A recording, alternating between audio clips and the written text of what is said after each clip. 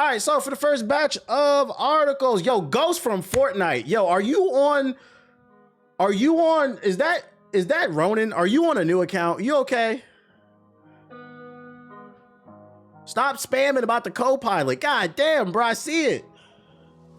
If it's mainstream media, I seen it. Yo, you acting like, that nigga acting like him, bro. Calm down, bro. I got it. Did you see? Yeah, he's spamming like 3-4 times. You acting like, I'm watching your account. Just know that. I'm watching you. Because I banned his ass for a reason. Let me turn this down. YouTube niggas don't know who that is. Unless you came from the Twitch chat, you know who that is. But we not finna do that, bro. We not finna do that. Calm the fuck down. Hashtag Ronan returns. He about to return back to hell, bro. Oh my goodness. All right, back to where I was about to start though. Apparently PC gamers are not spending as much money, and depending on who reads this article, you might get a vibe of, or you might get a vibe of.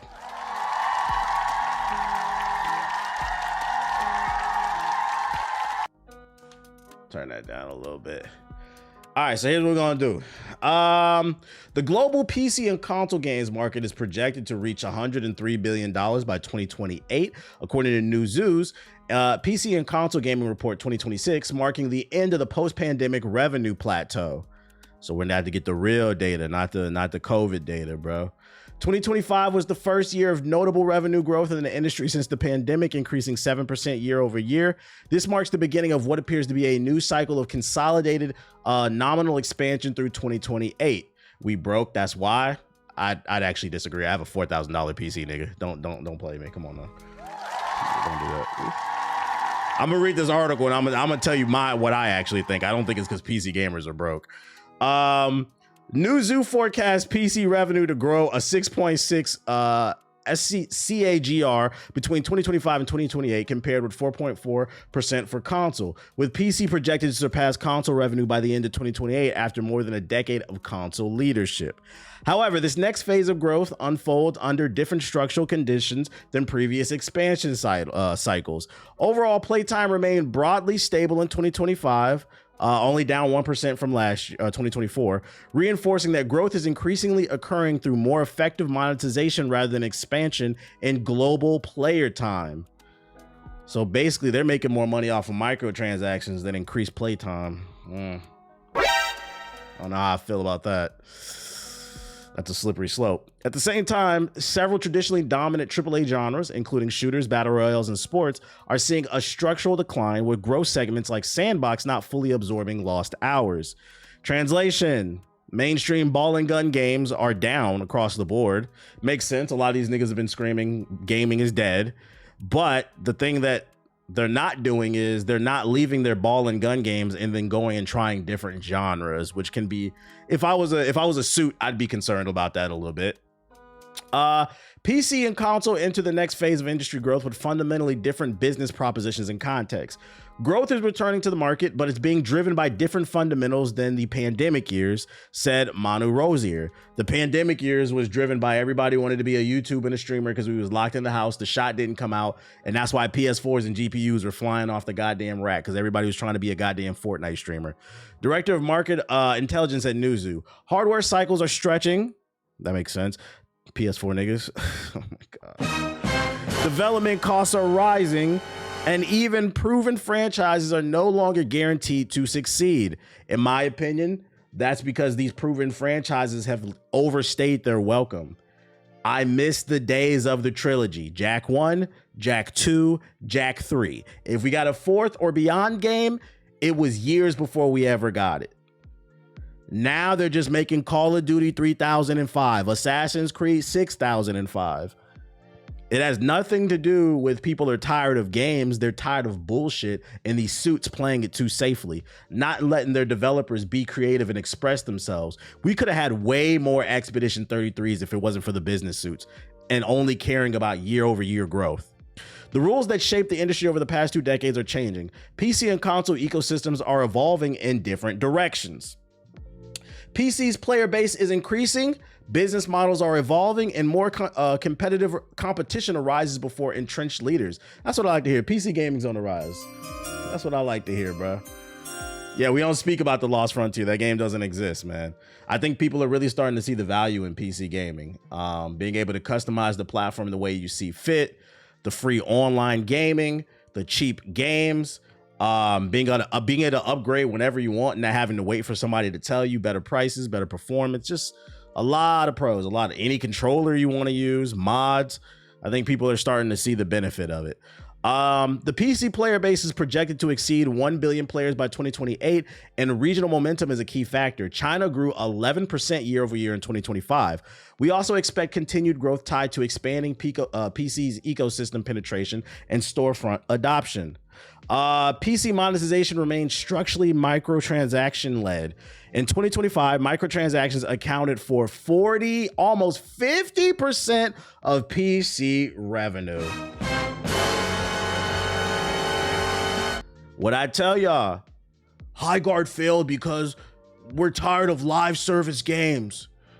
Marathon doesn't have 1 million players because we're tired of live service games. No, you're not. No, you're fucking not. 15 of the top 20 games on Steam right now are live service games. 9 of the top 10 games on PS5 are live service games right now. You niggas love this shit. You love the fucking microtransactions. Now, is the quality of every said game great? No, but when they hit, the motherfuckers hit. Hit the like button on YouTube. While premium game sales represented almost 30%. Premium games were the main PC growth driver in 2025, up 11%, supported by a dense slate of premium releases across AAA and AA and indie segments, many in the $30 to $50 price range. I hope that the suits see this data and consider realizing that not every game needs to be $70. Where most of the growth is between that $30 to $50 price range. People are more inclined to buy your game when it's a little bit cheaper. Okay? I didn't mean to hit that shit. In major Western markets, PC free-to-play revenue per playing hour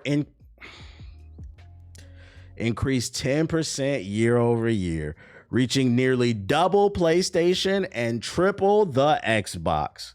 Y'all, it don't matter what fucking platform it is. Motherfuckers love these live service games. Eat them up. Engagement is becoming more distributed.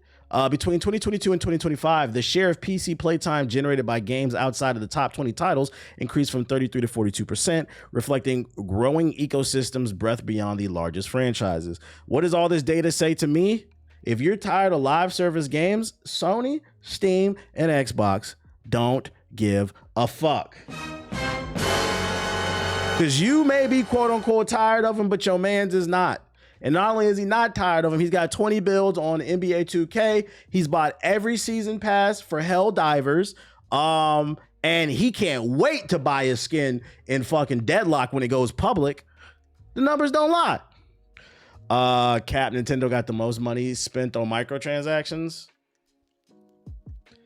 You're just yapping, bro. That's the second stupid thing you said in the chat, bro. What microtransactions are you talking about on Nintendo? They just came out with the Switch 2. What are you talking about?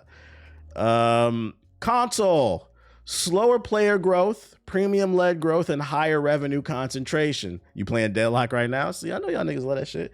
Console markets continue to generate strong spending, but remain more concentrated around blockbuster releases and hardware cycles. Translation, ball and gun gamers. Console revenue and player base are expected to grow, but at a slower pace than PC. Mature markets such as North America and Japan continue to generate higher spend per player. Engagement and revenue are also more concentrated on console. In 2025, premium games accounted for roughly half of console's revenue and grew by 12% year over year, supported by major franchise releases and annual titles. Console microtransaction revenues declined slightly, reflecting weaker spending across several live service ecosystems. Now, I have a couple guesses of why this is the way that it is. There's less microtransaction spending on PlayStation and Xbox because they're moving to PC. That's why PC is continuing to be on I think they're moving over. I've seen it in this chat. A lot of people somebody in this chat literally just said, I just got my first PC. A lot of people are getting their first gaming PC and they're bringing their spending habits over there. And what's happening is it's going to leave the people behind that just mainly like the exclusives on the console. Now, the reason I believe that they're spending more money in this is no proof of this. This is my theory. The reason I believe that console is probably spending more on the blockbuster titles is because, in comparison to PC, is because you guys are more willing to. I think it's more FOMO. I think the average console gamer suffers from more FOMO than the average PC gamer. Because somebody in the chat earlier was saying, "Oh, the console gamers are spending more because the PC gamers are broke," and I'm like, no, nigga, I got a $4,000 PC. What are you talking about, bro? The average PC gamer has spent at least $1,000 on their PC. They're not fucking broke. I think what it is I think the average PC gamer is a little bit more conscious with their spending. They spend up front on that PC, and then after that, they're willing to wait a year or two for that Steam sale.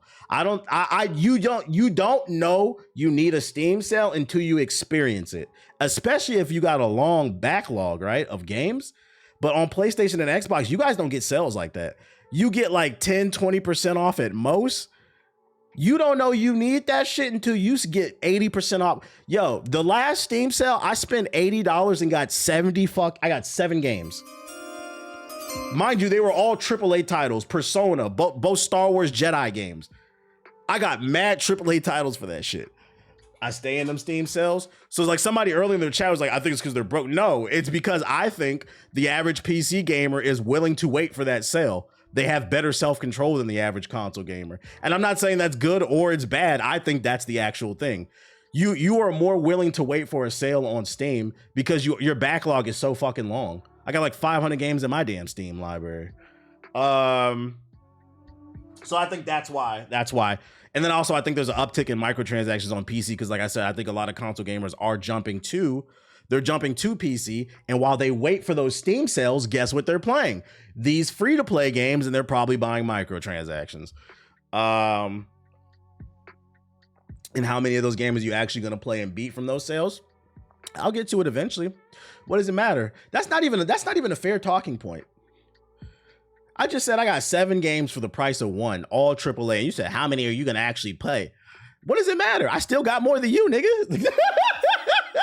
What does it matter? At least I got the option. You still got Yo, on Nintendo. Yo, isn't Smash Bros still like $70? That shit is like a fucking 10-year-old game. What are we talking about here? Not y'all going pro corporation. Yo, shout out to McKenzie with the $10 super chat. The point is I have the option. Also, you know the beauty of Steam? You can share with up to 5 people in your Steam library. So even if I'm not benefiting from the Steam games that like I don't have time to play the games, my friends can play them. I'm supposed to hook up one of my homies later today. I agree. That's a terrible rebuttable. Oh God, my lobster's too buttery. My steak's too juicy. Like, what are you talking about? All of Nintendo's games never go below 40. Shit's crazy. What other stats we got for you? But subscription revenues continue to grow modestly, though growth is increasingly driven by prices increases and tier upgrades rather than expanding subscriber bases. So it's because they're nickeling and diming you. And I predict if PlayStation, like they said they want to continue to up the prices, it could get worse. But low-key, this is a positive sign, kind of, because they're not growing in subscribers. They're only growing in revenue because they're increasing the price of subscriptions. That means more people are canceling. Cancel those subscriptions, bro.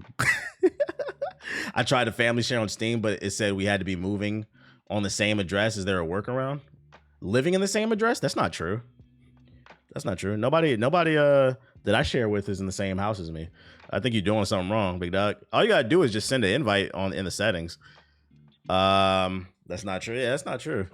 Why didn't Xbox say we will Steam on the next gen for PC games? Very weirdly worded. I don't know.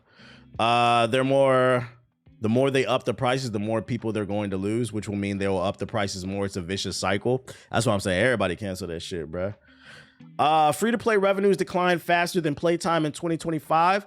Titles priced $50 still represent nearly 80% of total premium revenues on console, though lower priced titles are gaining traction across platforms. PlayStation remains more hit-driven with engagement concentrated among the top 20 in annual franchises.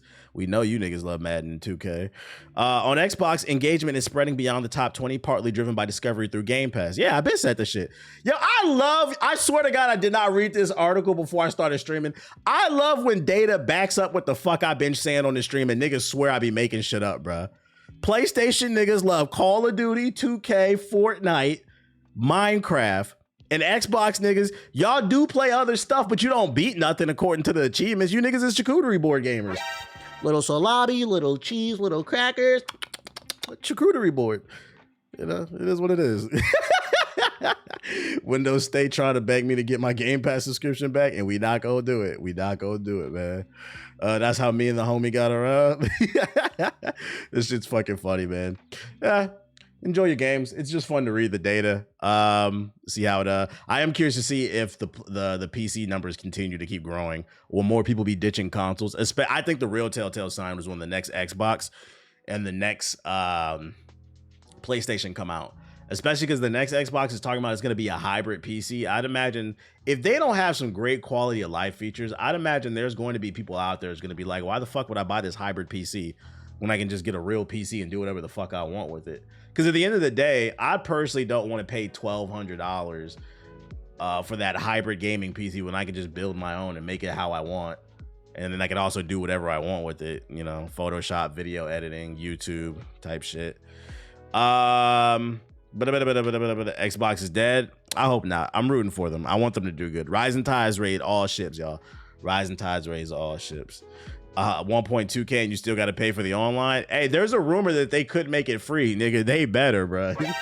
They fucking better, man. Xbox news. Xbox Gaming Copilot is coming to console this year. This is the article old boy kept spamming in the chat. Did you see it? I got it. The popular AI assistant by Microsoft Gaming Copilot is coming to the Xbox X, Series X and S in 2026.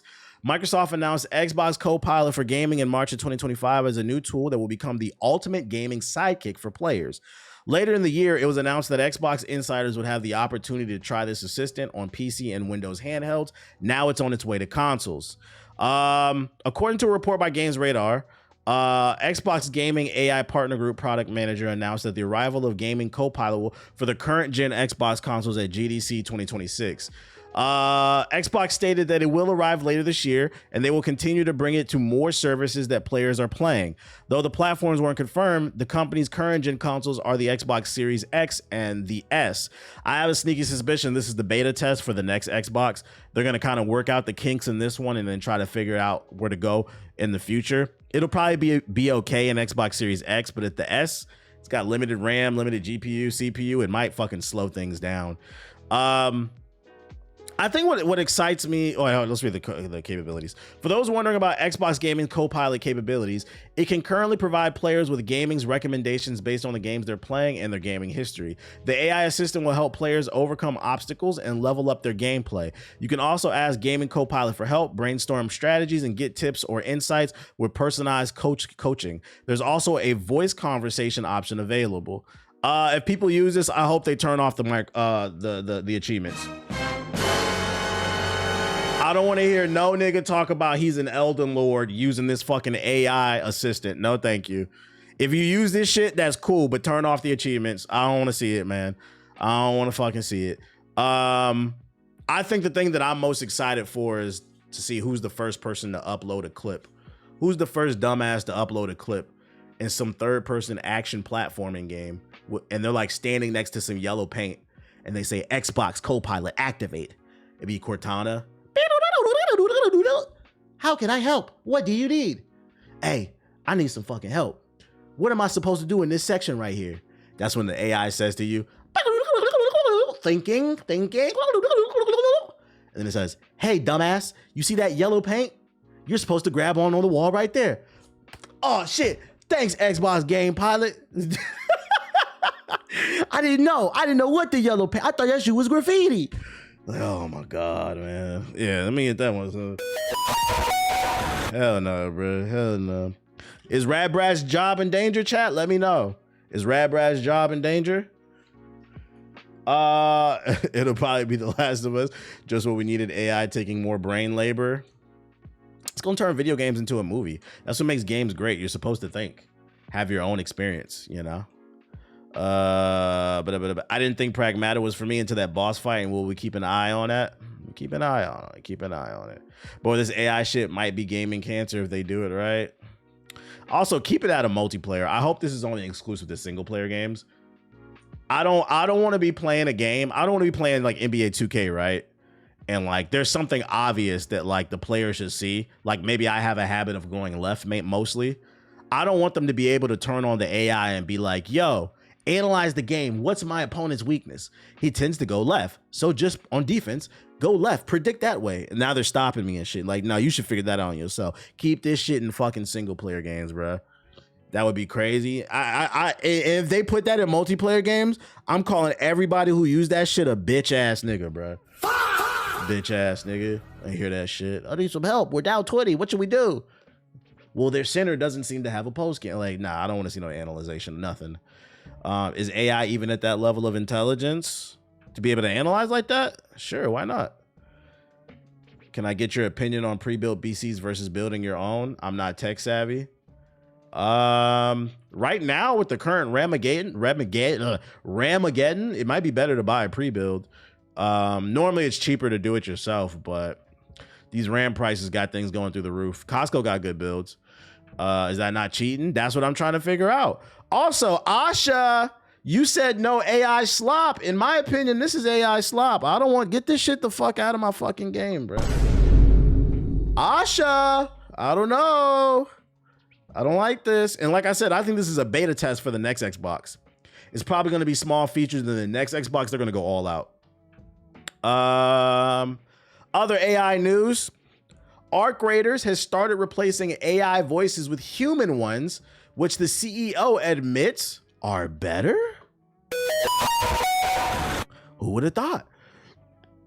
Arc Raiders is one of the biggest games of 2025, and it continues to be incredibly popular on Steam, but its use of AI-generated voice lines rubbed many the wrong way. Now Embark Studios CEO Patrick Sonderland says the team has replaced many of the text-to-speech lines with real human-recorded dialogue that is better than the AI slopped at launch. Translation, they finally made some money so they can finally afford to pay people. When Embark's extraction shooter Arc Raiders launched in October on consoles and PC, it became one of the most played games around and received rave reviews from critics and fans. Yet there was some tension around the game's release when it was revealed that many of the in-game voice lines heard when pinging a location were created using AI text-to-speech built using audio provided by actors who were paid a licensing fee. For some, this was not acceptable and marked the launch of Arc Raiders. The CEO of Nexon, the game's publisher, said all studios were using AI tools, and that's just the way it is. But Sonderland and his team seem to be reversing a course a bit. In an interview with GameIndustry.biz, Sonderland explained a lot of the in-game voice lines in Arc Raiders are recorded by human actors, and there now are fewer AI-generated lines in the game than there were before at launch. So basically, if you're not following, what they did before the launch of the game is they hired some actors to come in and probably record their voice for like an hour.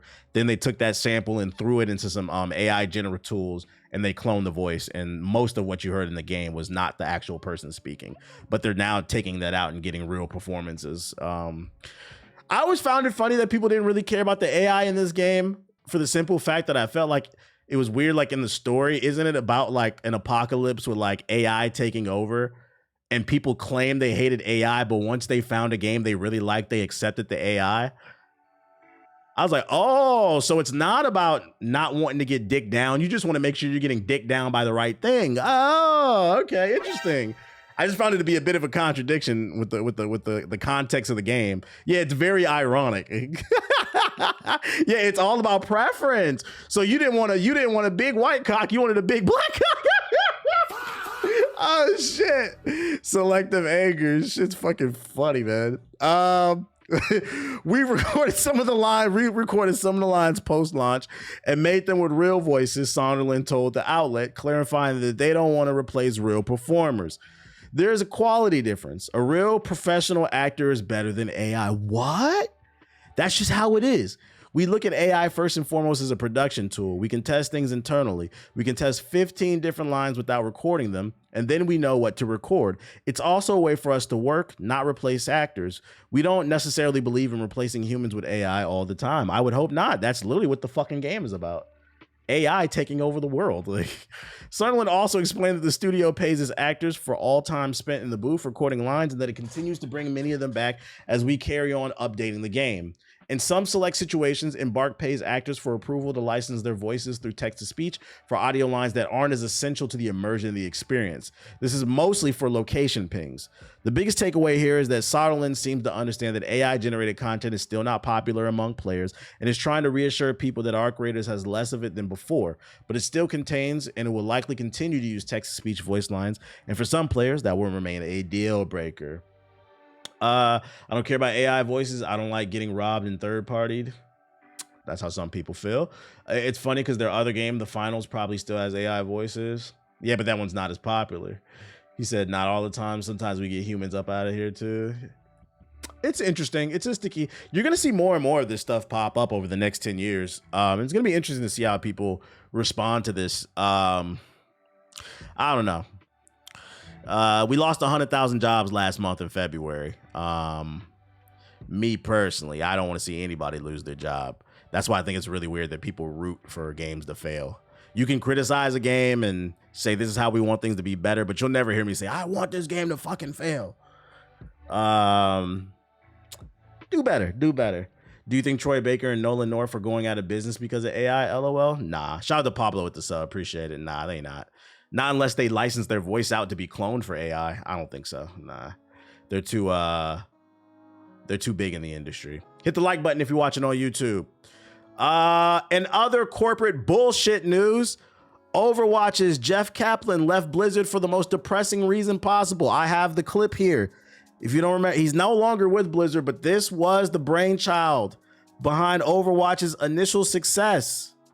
We have the reason of why he left quietly.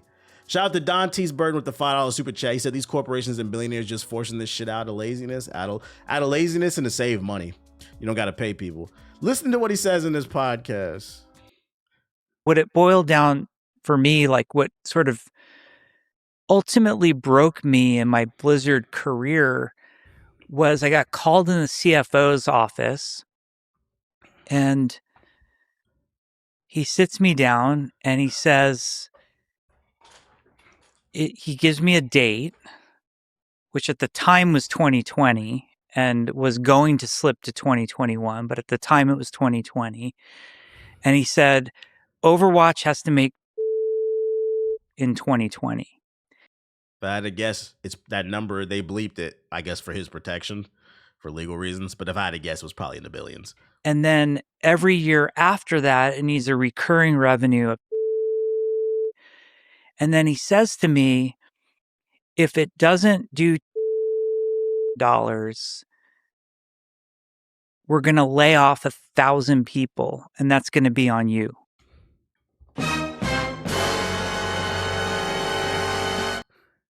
What did I tell y'all? I've been said it on this stream. Whatever grievances you have with these games, a lot of times no artist has ever pulled out a paintbrush and said, I want to paint a piece of shit. You have to understand these games are very expensive to make, and unfortunately, they got assigned to the label. For those unaware, in gaming, the publisher is the record label. They front the bill. But what happens is sometimes you got to give up creative control in order to get that money.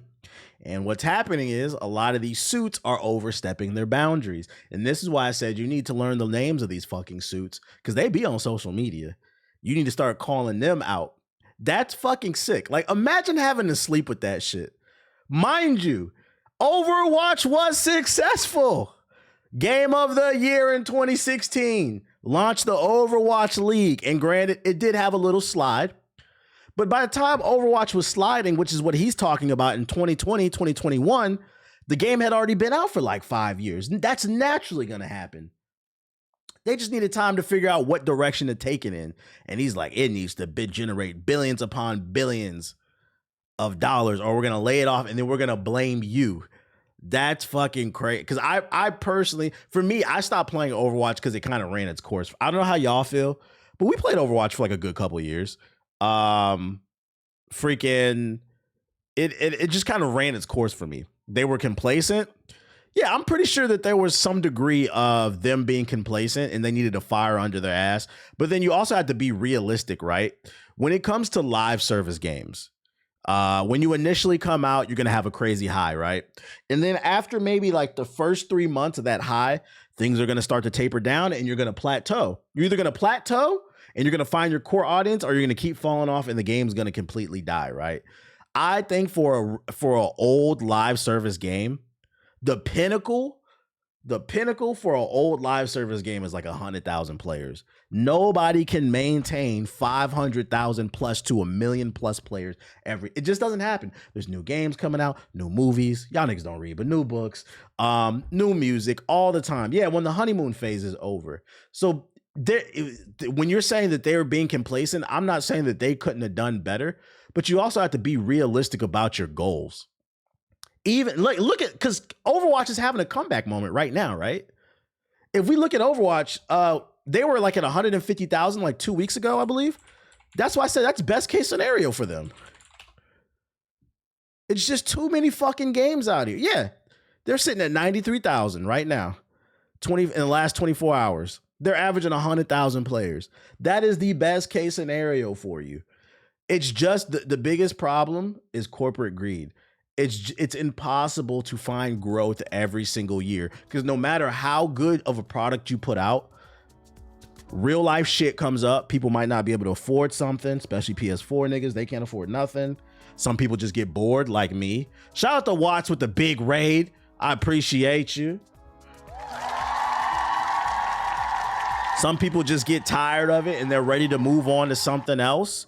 Some people maybe dealing with performance issues, like a patch dropped and it, like Battlefield 6 for me, a patch dropped, it blew up my computer. I said I had enough. You don't know what reason why people can't stop playing. Yeah, some people might not like the community. That shit is trash.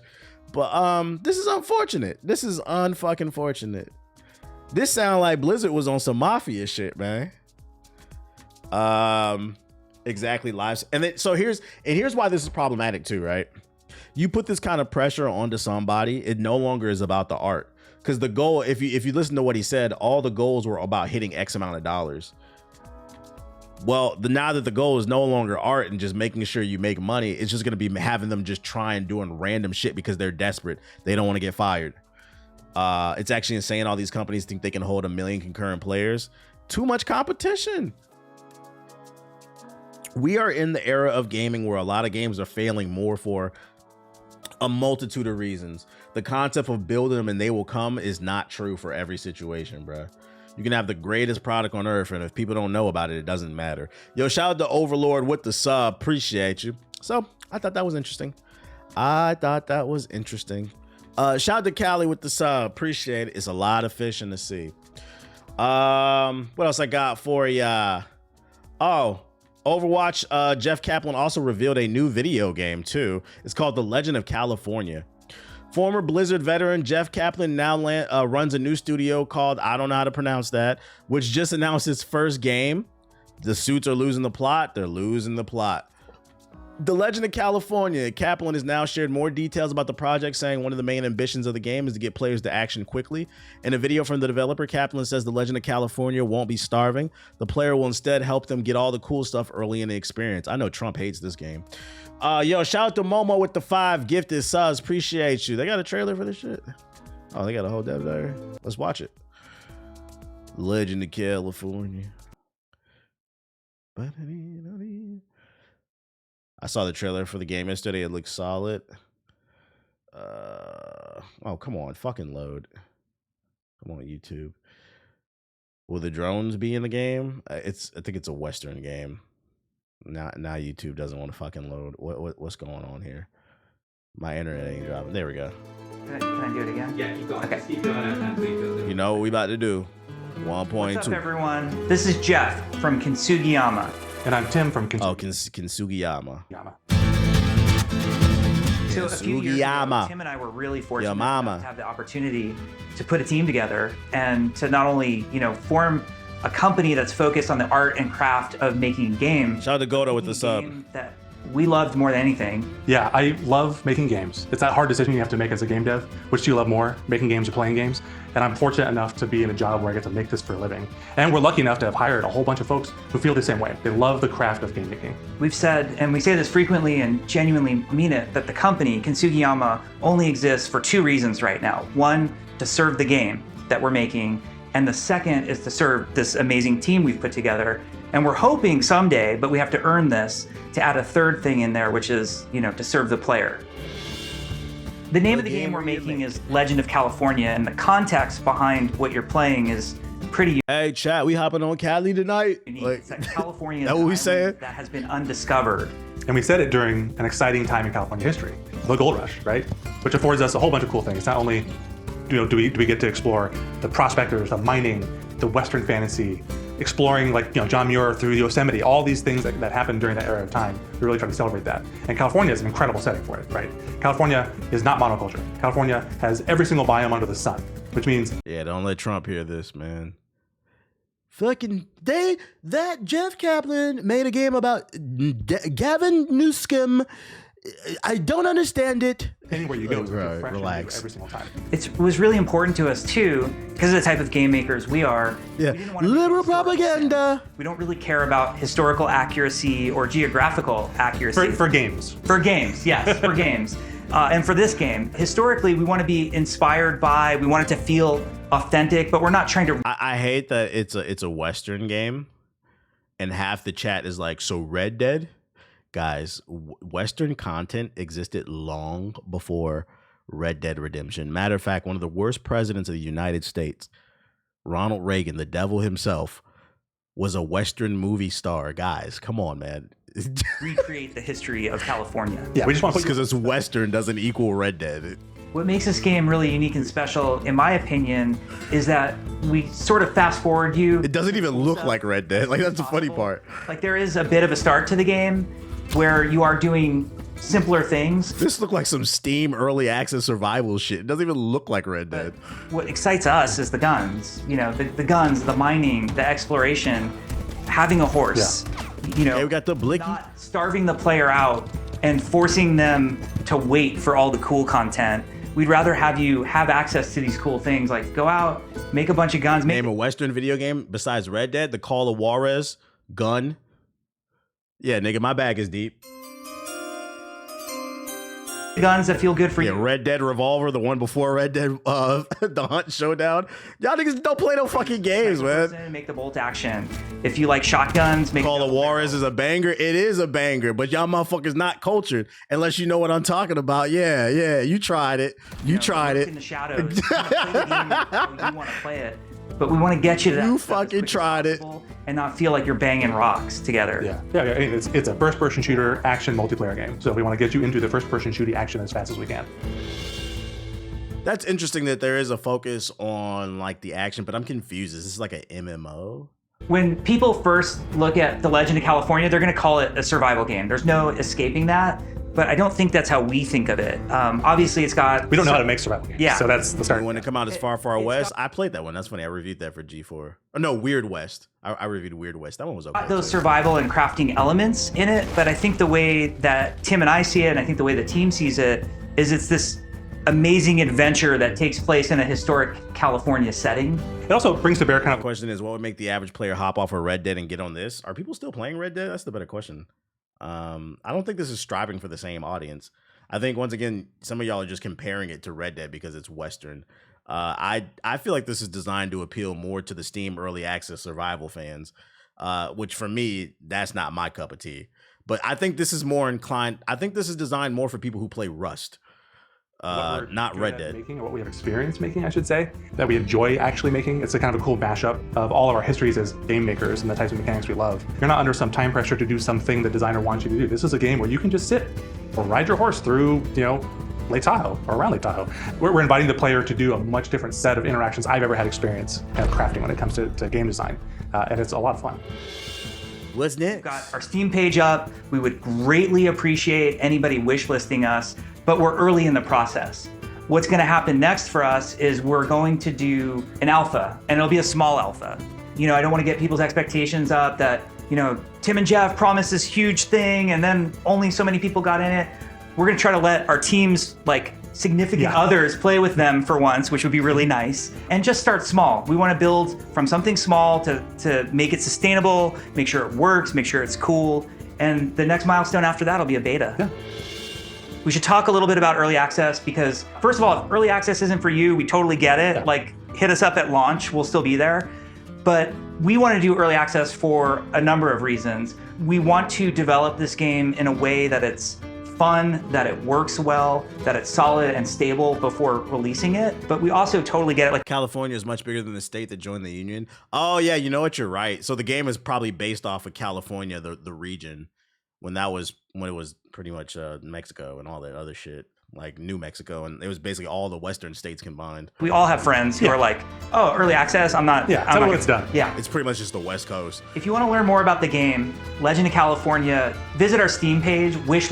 Not my cup of tea, but I'm gonna give him the benefit of the doubt and I'll keep an eye on it just because it's Jeff. I feel like the action has to really hit for me to be interested in this, because the building stuff doesn't do it for me. But there's a market for this somewhere. They just got to stick that landing. Yo, I need one of them links so I can watch my anime. My main, bro. What are you talking about, Doug? Shout out to Majestic with the sub. Appreciate it. No, don't nobody drop him a link in the fucking chat. That type of shit gets me banned, bro. Hell no. This nigga snitching in the fucking chat. Western slop, everything's slop. I love how he's speaking so freely here. It feels like Blizzard Loki out of Mulligan. Yeah. It seems like he's more happy that he's going indie. Facts, the building killed it immediately for me. Yeah, that's not my cup of tea. Speaking of Cali, have you ever tried one of those self-driving cars like Waymo? No, I see them all the time, but I wouldn't get in that shit. I don't trust it. It killed a cat like a couple months ago. And they ain't gonna kill me. I'm good off that. Let me turn my shit back on. What else I got for you? That's California. Oh, if you're looking for something to play, you're broke. Battlefield 6 is getting a free trial next week with a decent selection of maps and modes. Battlefield Studios announced that BF6 is going free to play for 1 week next week. Well, a portion of the game is anyway, as part of a free trial that will include some of the game's most popular modes and maps. That does not encompass the entirety of the game. The free trial is fairly generous. Here's what to expect. Shout out to Monkey King Ghost with the $5 super chat. For starters, the trial kicks off Tuesday, March 17th, and will run until the following Tuesday, March 24th. The trial will be accessible from Battlefield RedSec, the already free-to-play portion of the game. Once downloaded, you'll find a new Battlefield 6 free trial section in the main menu, because RedSec and Battlefield 6 multiplayer share progression. If you played the former at any point, you'll be able to pick up from where you left off. This is where I hate EA, bro. The suits at EA, at least. You laid off like half the staff for Battlefield after the game generated $1.5 billion for you, because you said they weren't doing a good job. I don't know how much more money you need to make. And then the very next week, you announced that you guys are doing a free trial of the game because you're trying to attract more people to buy the game. Here's the problem. If you laid off half the fucking staff, you do a free demo, and then let's just say best case scenario, millions of people buy your game. You now don't have the staff to further support the game that you already considered a failure. You people are fucking crazy. You're crazy. So you're just gonna overload the half that are still there? This is why, in my opinion, EA should have waited at least a year. They generated $1.5 billion. They made back the money on the cost of development and then tenfold. You had the money. Give them a year to figure it out, and if they don't gain any momentum after season 3, 4, 5, 6, then yeah, okay, shut it down, dude. But like, you cut half the staff away and then gave the great. They're fucking stupid, bro. Like, this shit doesn't make any sense to me, man. The CEOs are so out of touch. So now what's gonna happen is you're gonna have a bunch of devs that are left there at fucking DICE overworked because everybody's wearing multiple hats, bro.